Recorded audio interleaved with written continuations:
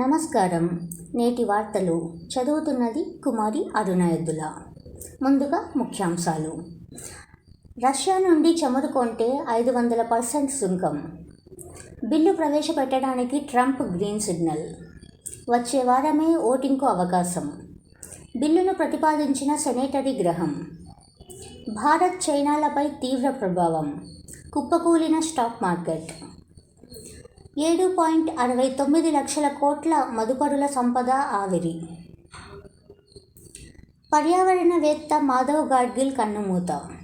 పలువురు ప్రముఖులు సంతాపం. కోర్టులకు బాంబు బెదిరింపులు. పలు జిల్లాల్లో అప్రమత్తం. నకిలీ ఈమెయిల్లుగా పోలీసుల నిర్ధారణ. ఆడపడుచులకు అన్నగా అండగా ఉంటా. పొదుపు సంఘాలకు ఆన్లైన్లోనే రుణాలు. సరస్ మేళాలో సీఎం చంద్రబాబు నాయుడు. గుంటూరులో మేళా ప్రాంగణం స్వాగత ద్వారం వద్ద వివిధ రాష్ట్రాల కళాకారులు. ఆధ్యాత్మిక విధ్వంసానికి జగన్ కుట్ర. తిరుమలలో ఖాళీ మద్యం సీసాల వ్యవహారమే నిదర్శనం. వైకాపా వాళ్లే తప్పులు చేసి ప్రభుత్వంపై నెడుతున్నారు. వాళ్ళ టీవీ ఛానల్లో నానాయాగి చేస్తున్నారు. మంత్రివర్గ సమావేశంలో ముఖ్యమంత్రి చంద్రబాబు నాయుడు వ్యాఖ్యలు.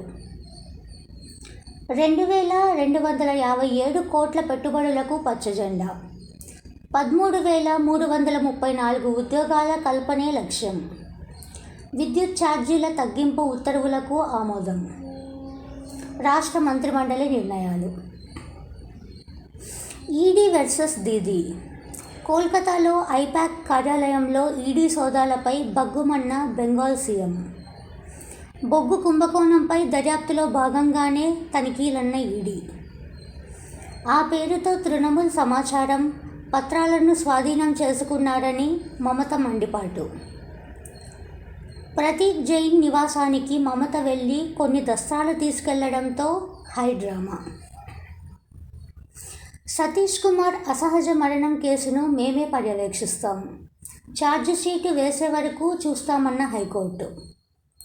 రవికుమార్ కుటుంబానికి ఆదాయానికి మించిన ఆస్తులు. సుప్రీంకోర్టు తీర్పులను పరిశీలించి ముందుకెళ్లండి. సిఐడి ఏసీబీ డీజీలకు హైకోర్టు ఆదేశం. పరకామణి కానుకల లెక్కింపులో టీటీడీ ఈవో ఇచ్చిన నివేదికపై అసంతృప్తి. 4వ రోజు ఆరని బ్లోఅవుట్. అరికట్టేందుకు ఓఎన్టీసీ చర్యలు. Gangadhar Meher varsity website hack. సరిచేసిన సాంకేతిక నిపుణులు. పిడుగురాళ్ల ప్రభుత్వ వైద్య కళాశాలలకు 837 పోస్టుల మంజూరు. ప్రయోగశాలల విజ్ఞానం ప్రజాక్షేత్రంలో వికసించాలి. మాజీ ఉపరాష్ట్రపతి వెంకయ్య నాయుడు. ఇంతటితో వార్తలు సమాప్తం. నేను మీ అరుణాయద్దుల.